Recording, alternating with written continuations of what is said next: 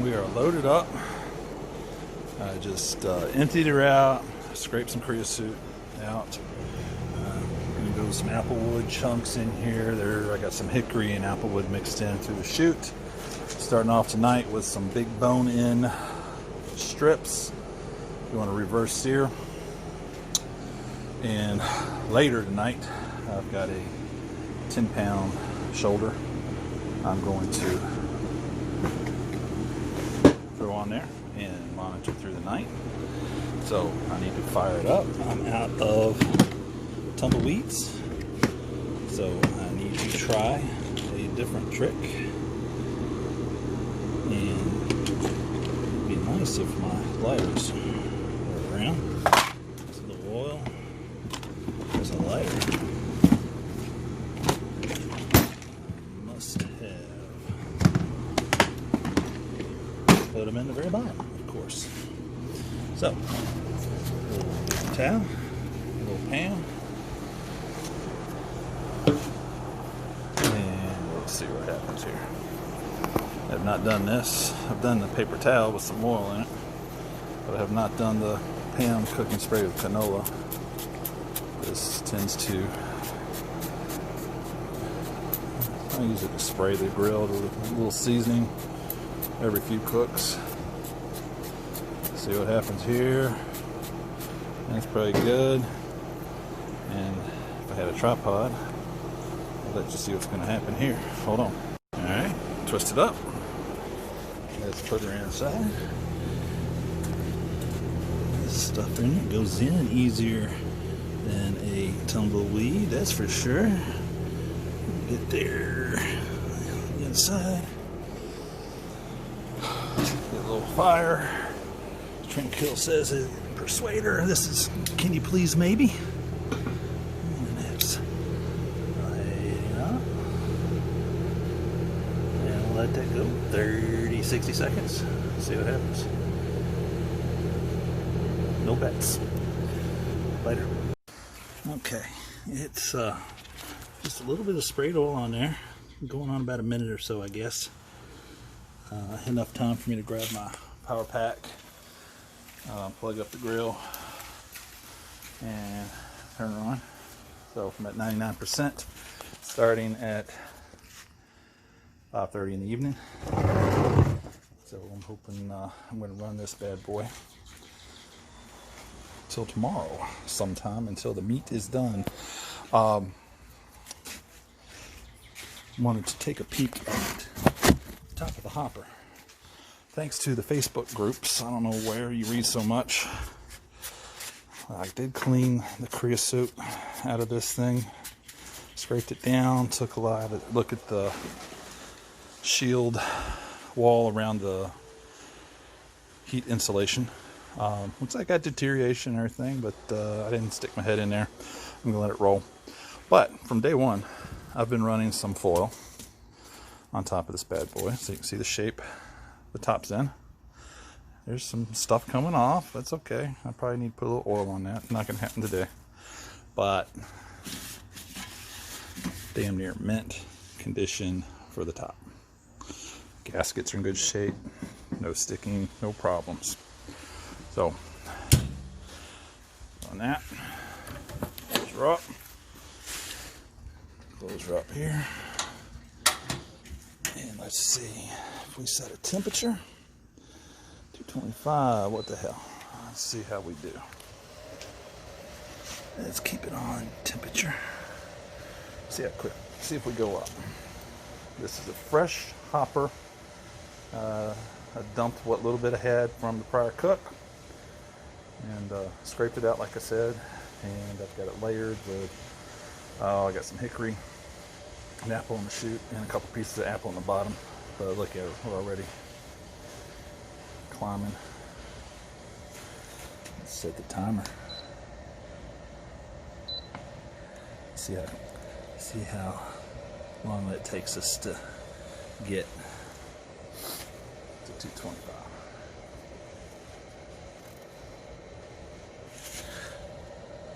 I'm not gonna make you sit here and watch it. Let's just double check, make sure our temperatures are going up before I walk into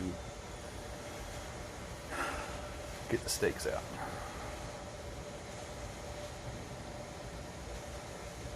Let it get over 100.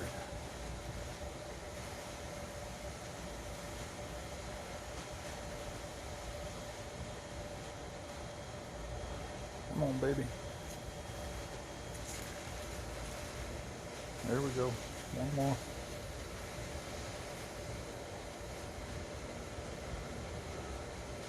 Alright. I'm going to switch over and see what the app looks like. Let's open the master build up. And there's Q-Tang Clan. That's my app. Let's see what happens when we hit connect.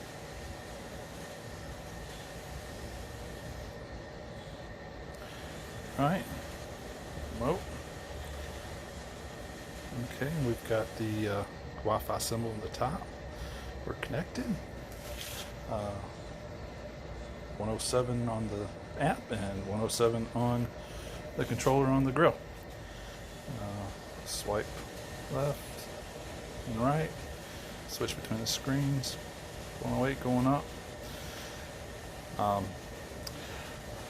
I did break down and ordered an Inkbird. Didn't really plan, it was impulse, just been reading too many posts and really thinking about how nice that would be to have the alarms for low temps or high temps on cook. As it is, be setting my alarm for every couple hours and probably chilling in the recliner close to the door towards the grill. And checking on her all night and spritzing her down, that kind of stuff. But we'll see.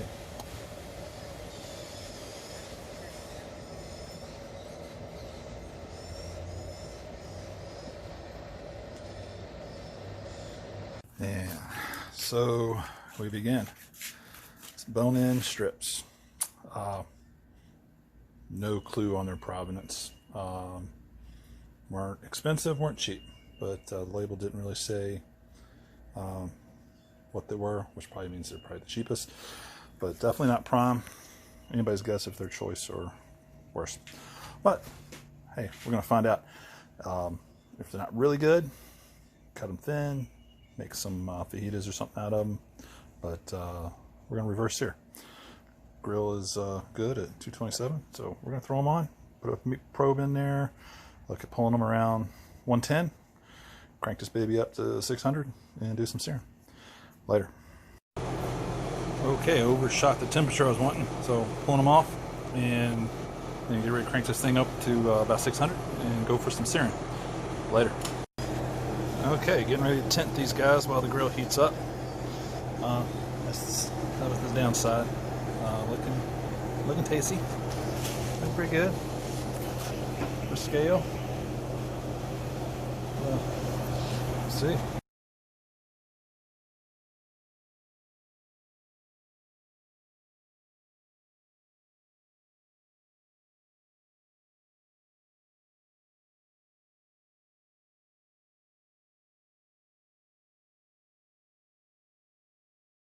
All right, she's been on there about an hour.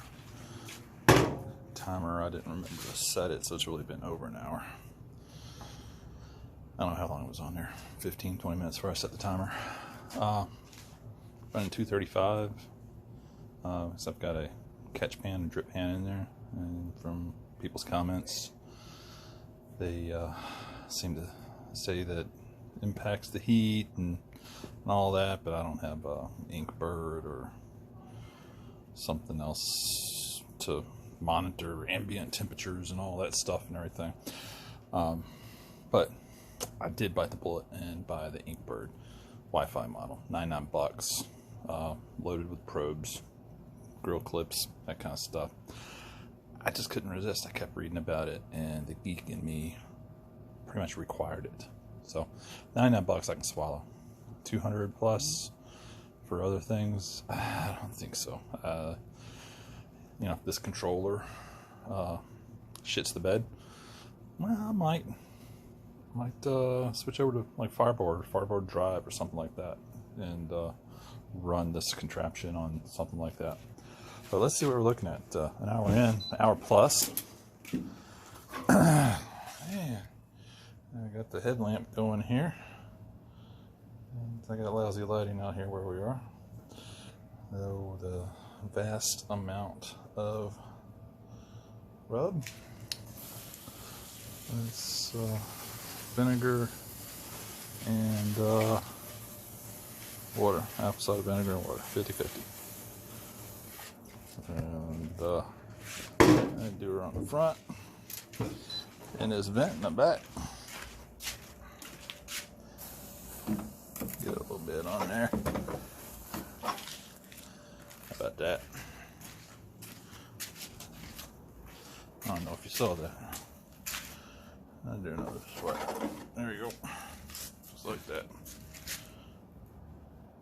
Not happy with the smoke. Seems like I'm rolling a lot of white smoke. I was using some,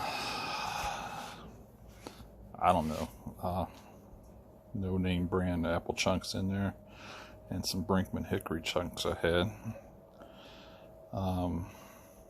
But I switched out. I did pick up some B&B hickory, and I'm dropping those in the ash pan now.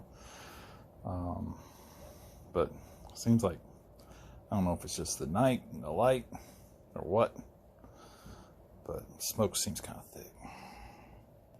Not happy with that. Got to figure that out. Got to learn how to cook this thing. Later. Wahoo wah. Alright, another hour has gone by. Let's little squirt. Take a look. See how we're doing.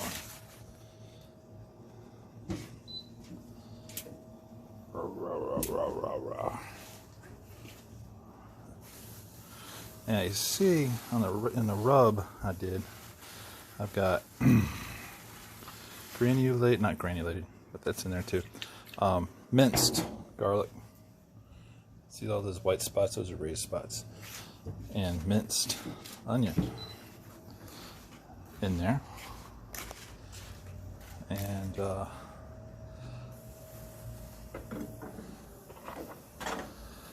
article I read, might have been on Amazing Ribs,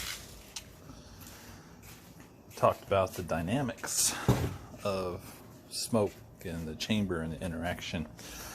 And I don't have the science in my head, but the impression I got from the article is that there's a bit of a slipstream, so to speak, or surface tension around an object as air flows around it.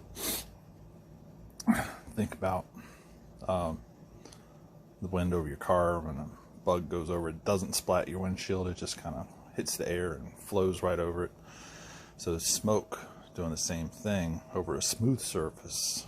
It may not, as much of it may not touch your meat and have the chance to interact with the moisture and do the chemical reactions and form the bonds of adhesion and all that kind of jazz. So you create a rough and bumpy surface on your meat, and that helps break up the airflow going over it, and supposedly cause more interaction of the smoke with the surface of your meat. So that's the theory. Amazing Ribs, they got a lot of cool articles. They got a scientist that's consulted on this stuff.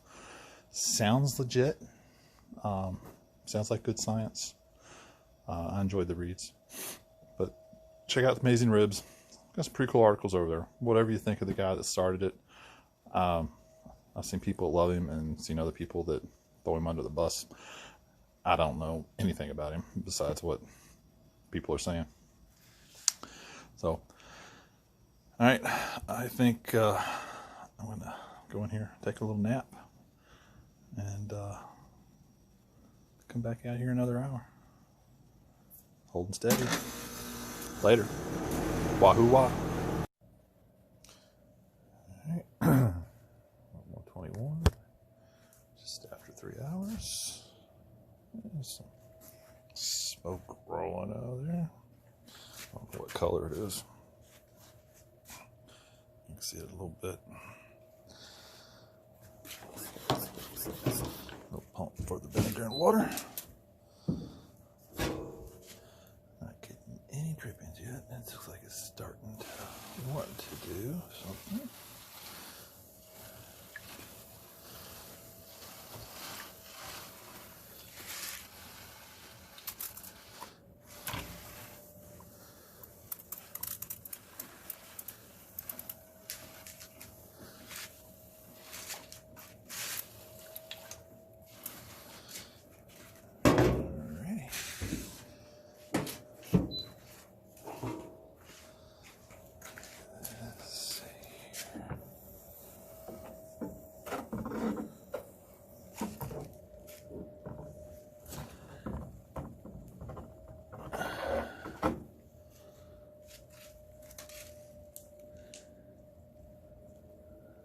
I'm trying to get a little peek in there.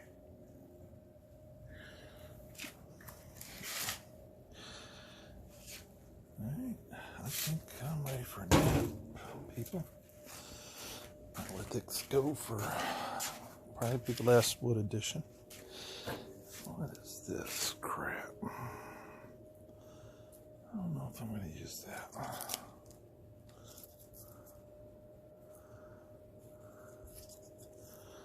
Some kind of mold or something.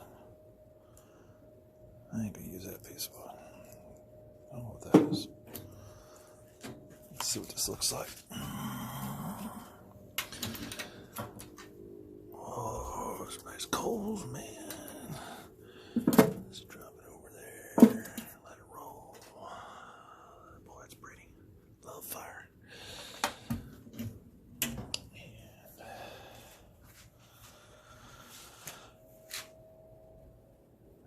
I'm gonna let that go for a couple hours. There. Wahoo wah.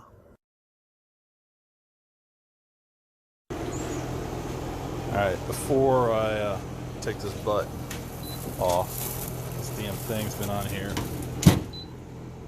over 20 hours. I didn't start the timer until about 20-30 minutes until after I had her on there. Big shout out here is I've been running it the whole time on a battery. Power bank. So, brand name and a little info on it. I'm sure it's just a made in China generic thing. There's probably others with different brand names on it. Got it from Amazon. It's like $30. And the cable I'm using, $7 or $8. It's worth that for me, is I don't have to run an extension cord in a door or upstairs because I don't have an outdoor down here. And this is where the Masterbuilt lives. So I wanted to give a shout out, and I did get my Inkbird this afternoon. I wish I would have had it starting in the cook last night, 20 some hours ago. But I will not run a drip pan again, or the next cook on a big hunk of meat is not going to have a drip pan. I kicked it up, temperatures up, trying to rush this. 10-pound piece of meat, should have been ready for lunch at an hour and a half per pound. Yeah, I should have been ready for lunch. I think a drip pan drastically impacts the cook time. So I'm going to experiment next time, no drip pan, and I'll monitor what happens. That was a 10-pound butt. I've got a 8 3/4 pound in the freezer. I'll pull that out in a couple weeks, thaw it out, and see how that does, and try to adjust for the meat temperature. But I'm going to pull that butt out in the roaster because we're approaching 200 degrees. Now the Masterbuilt probe's in a different place, and it's over 202 or 205 maybe. So I figure carryover cooking, let it sit for another half hour in the roaster in the oven, just oven off, and she should be ready to pull. Later, gang.